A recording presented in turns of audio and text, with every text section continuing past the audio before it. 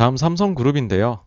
삼성그룹에 대해 가지고서 왜 자사주 안 사냐, 삼성생명법은 어떻게 된 거냐, 지배구조는 어떻게 된 거냐, 삼성전자 특별배당은 어떻게 된 거냐 많이 다뤘습니다. 그리고 이제 첫 번째 라이브 방송 했던 것도 이제 이건희 전 회장님 이제 별세로 인해 가지고서 삼성그룹이 어떻게 달라질 수 있을까 내용을 다뤘었죠. 그렇게 이제 그때 갑자기 좀 라이브 방송 준비를 했었어요. 사실 이제 갑작스러운 사건이기도 했었고. 여기에 대해서는 이제 말씀을 드리면은 상속이 일어나면 상속가액이 플러스 마이너스 2개월 종가를 단순 합산해서 평균 낸 것. 이거 가지고서 결정이 되거든요. 이제 지난 10월 25일이셨으니까 12월 24일 날에 상속가액이 결정이 됩니다. 네. 그래서 이때부터는 또다시 삼성그룹주에서 지배구조 관련해가지고서 이슈가 불거질 가능성이 높다고 생각을 합니다. 요 얘기를 드리는 이유는 네, 다음 주네요. 그래서 말씀드리는 거고요. 여기에 추가적으로 더해가지고서 나올 수 있는 요소가 뭐냐 하면 공정거래 3법이 통과된 겁니다.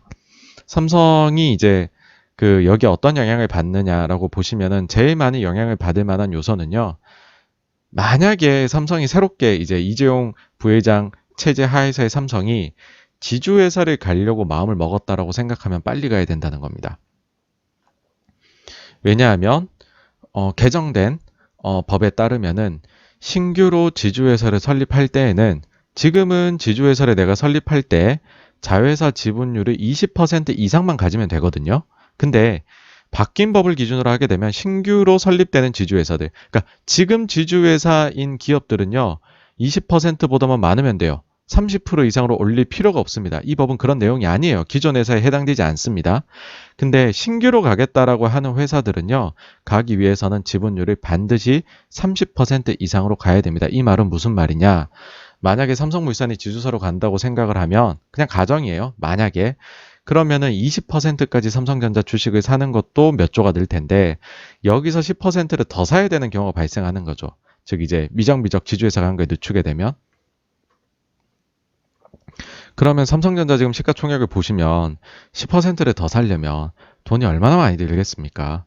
그 돈을 마련하는 거는 아무리 재벌이고 우리나라의 삼성이라고 하더라도 부담이 되거든요. 그래서 요 요소 자체가 혹시나 지배구조 관련해서 이제 재편되는 거에 대해서 좀 모멘텀으로 작용할 수 있겠다라고 생각합니다. 그리고 이제 아까 셀트리온 때도 말씀드렸는데 대주주 지분 수합 혜택 요거 말씀드렸는데요.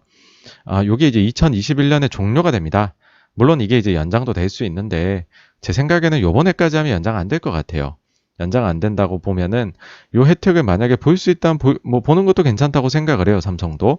근데 워낙 보는 눈이 많고 조금이라도 혜택 보면은 난리 날 거잖아요. 언론하고 각종 정치 쪽에서. 그래서 뭐 사용은 안 할 것 같지만 이런 것도 있다. 뭐 그런 겁니다. 그리고 실제로 상속가액이 이렇게 이제 2개월 후에 만들어진 이후에는 결정된 이후에는요. 일반론적으로는 주가가 오르면 좋습니다. 이거는 무슨 말이냐 하면은 제가 이제 상속세가 삼성이 만약에 상속세가 100원이 나왔어요. 그러면은 그걸 가지고 계산의 편의를 위해 가지고 60원 나왔다 해볼게요. 60원이 나왔어요. 근데 수중에 돈이 뭐 한 10원밖에 없어요. 그러면 이거 올해 내가 당장에 상속세를 낼 수가 없어요. 60원 어떻게 내냐? 전 돈이 없습니다. 그러면 이제 국세청이랑 협의를 하거든요. 협의를 해가지고서 연부연납을 하겠다. 나눠서 내겠다. 향후 5년간. 그러면은 그거 이제 6분의 1로 나눠요. 그래서 첫 번째 낼 때 6분의 1 내고 그다음 매년 이제 6분의 1씩 쭉쭉쭉 내는 거거든요. 이제 그렇게 할 때 그럼 국세청도 그 주식을 담보로 이제 잡게 되겠죠. 그러면은 그 담보 가치가 높을수록 안정적이고 좋은 거잖아요. 담보 가치가 높다는 뜻은 뭐겠어요? 주가가 올라야 된다는 거죠. 주가가 오른 게 좋다는 거죠. 그렇죠? 그래야 담보 가치가 높아지니까. 실제로 신세계 인터내셔널이 2018년도에 이제 그 아버지로부터 요 지분을 따님이 받아가세요. 받아가고 난 뒤에 연부연화 신청하시거든요. 그러면서 납세 담보 제공을 합니다. 용산 세무서에다가 70만 조에 대해 가지고서 네. 그러니까 이런 일이 발생을 할 수 있는 거죠. 나중에 삼성도 만약 연부연납하고 담보 잡히게 되면은 이렇게 나올 거예요, 공시가.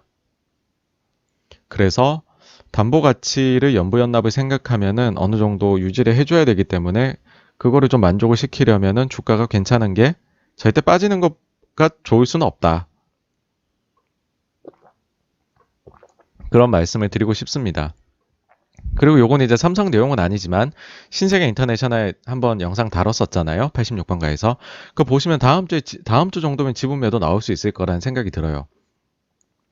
예전에 이제 2018년도에도 아버지로부터 지분 증여를 받았을 때 그때 이제 증여세는 3개월 이제 뒤에 첫 번째 세액을 납부를 해야 되거든요. 그때 딱 3개월을 채우시더라고요. 딱 3개월을 채워서 그때 당시에 7월 말에 이제 그 블록딜 매도를 해가지고서 그 실제 세액 납부를 하셨었던 전례가 있습니다. 요번에도 이제 9월 달에 신세계 지분을 받으셨으니까 그러면은 요거를 이제 세액 납부를 하시려면은 12월 말까지는 첫 번째 세액 납부가 일어나야 되거든요. 그러면은 현실적으로는 신세계 인터 지분을 매각해가지고 마련하시지 않을까. 지난번에도 그랬으니까, 그럴 수밖에 없다고 생각을 하고, 그러면은 이제 영업일이 며칠 남지가 않았습니다.